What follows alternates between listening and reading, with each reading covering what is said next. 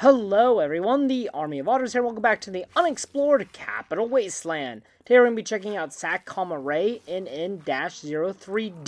And frickin' hell, of course when I'm trying to record the frick-frackin' scenic shot, I get attacked by a giant rad scorpion. Thankfully, I have dog meat with me. Now, while SatCom Array NN-03d might be a mouthful, this location is frickin' awesome.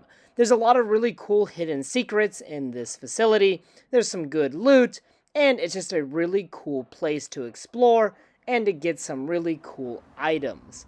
Now, this is easily missed by the player characters located in the far northwestern part of the map.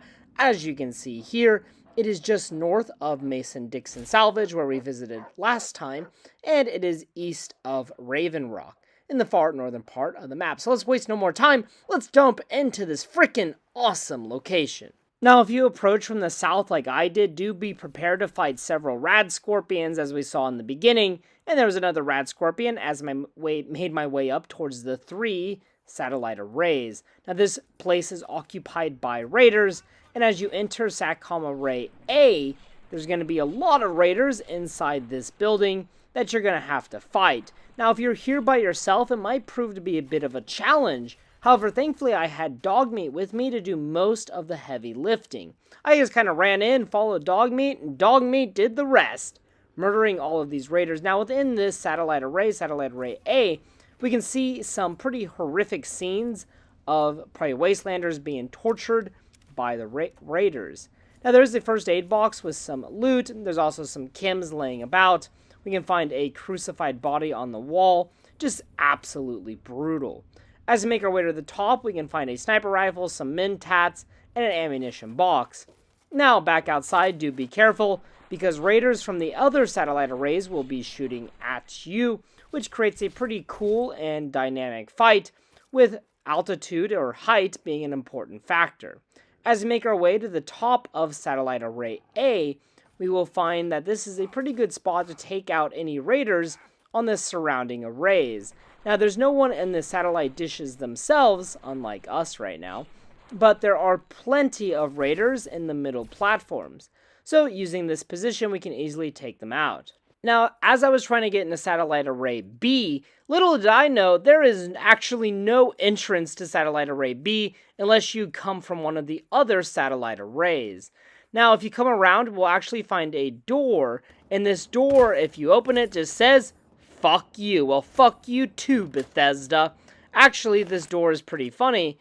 According to Joel Burgess, this location was created by either Daryl Bringer or Justin McSweeney, and during a last-minute expansion of the map, there was an error with this location. This door led to nowhere, and as a fix, Burgess came up with a solution of adding "fuck you" graffiti on a solid wall. This solved the issue, and they were able, obviously, to release the game on time. So in order to get to Satellite Array B, we have to go back through A, go all the way to the very top again, and there's actually a bridge on the satellite dish that was made by the raiders, which allows us to easily access Satellite Array B. Now, at the bottom of the satellite array itself, there's tons of empty whiskey bottles, and above us there is a cage, obviously used for torture of whoever the raiders want. Now, in this next room, there's a bunch of junk, but none of it is of particular use for us at this time. And then we can make our way further into Satellite Array B. As we enter, there will be a lot of raiders inside of here, so make sure you kill them. Now, you do want to be careful with the raiders here, because if there's any kind of violent explosion or something like that, it could damage the chessboard, which you can see to the left at this moment in time. Now it's at the center of the screen. This chessboard features small-sized gnomes, whiskey bottles, and energy packs to form the chessboard. These are very unique items in the game because they're just smaller versions of gnomes and whiskey bottles and whatnot. So make sure to pick up a few to display around your house in Fallout 3 like I did. Now on the first floor we can find a chemistry set, which we will be talking a lot about later in this video. But for now we can find some chems laying about the chemistry set. Obviously they're using it for the production of drugs. And the reason my character is moving slowly is because those small little garden gnomes actually weigh quite a bit.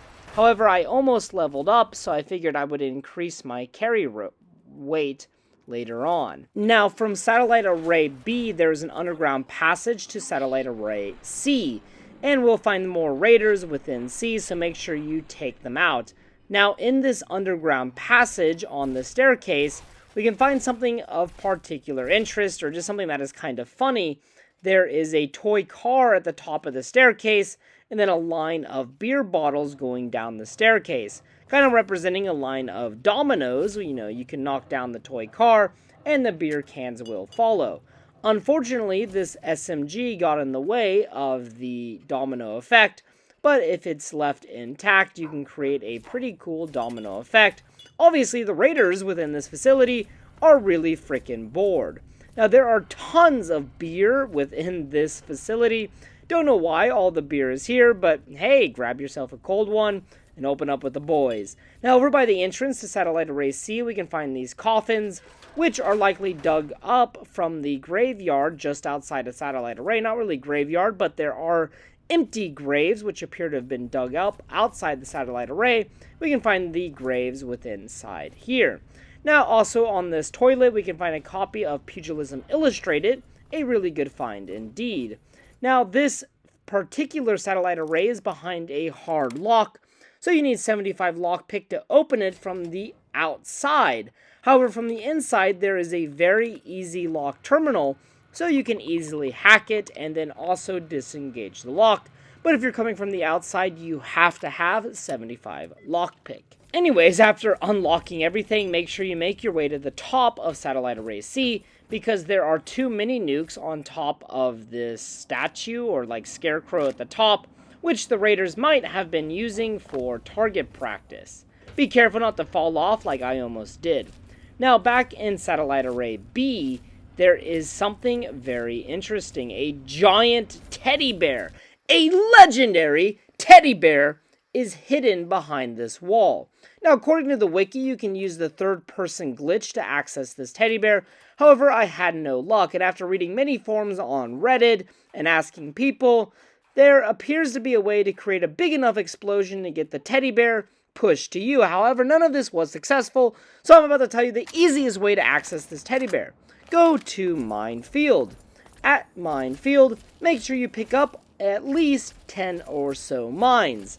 Once you have these mines, head back to the Satellite Array.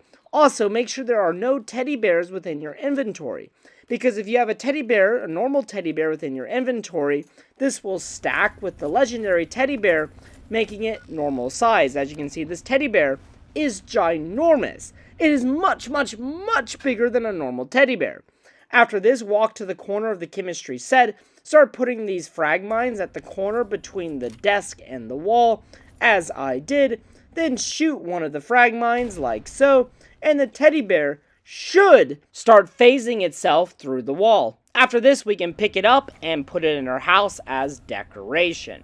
Might take several attempts to get it done right, so make sure you save before trying this.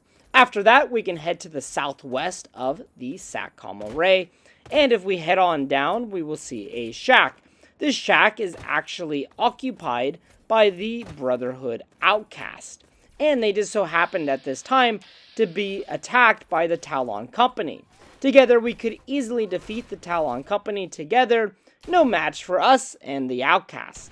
Now, at this shack, there are 2 things of note. The first thing is on the other side, or like opposite of this workbench, as you can see there, we can find a shish kebab blueprint, which is pretty good, schematics for a shish kebab. There's also some ammunition boxes with random ammunition inside. Also, on top of the shack, we can find a Nuka-Cola Quantum. However, we do have to shoot it down from up here. I was trying to use my 10mm Chinese pistol. However, that was not sufficient enough to knock it down. Then, all of a sudden, I got attacked by Enclave. One of them had a missile launcher, but for some reason, he was friendly to me. I have no idea why that is. That is random. There are 2 random encounters possible here, just so you know, but I had a friendly Enclave soldier for some reason. I used my sniper rifle to knock off the Nuka-Cola Quantum, and then I could pick it up. After that, I decided to finally help out against the Enclave, However, the Enclave were victorious over the Outcasts, but they were not victorious against me and Dogmeat, as we killed the last Enclave soldier. Now, as I just said, there are 2 random encounters possible near SatCom Array NN-03d. Don't know why that one soldier was friendly, but hey, whatever. Back in my house in Megaton, I decided to go ahead and display the giant teddy bear.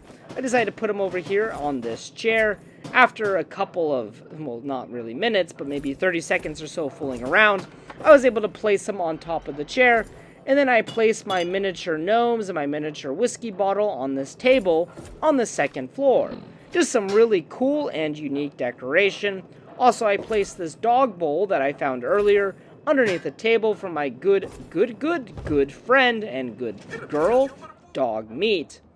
Alright guys, thank you so much for watching this episode of the Unexplored Capital Wasteland. I had a ton of fun making this episode because this location was so freaking awesome. SatCom Array NN-03d has so much to offer to the player character, but it's just really kind of out of the way. It's kind of isolated and it's so easy to overlook.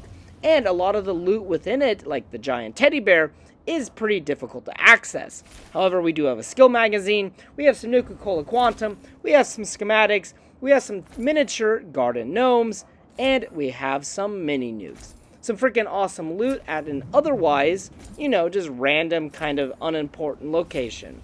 Alright guys, thank you so much for watching this episode of the Unexplored Capital Wasteland. If you have any recommendations for a future video or future idea, please post them in the comment section below. And as always, until next time.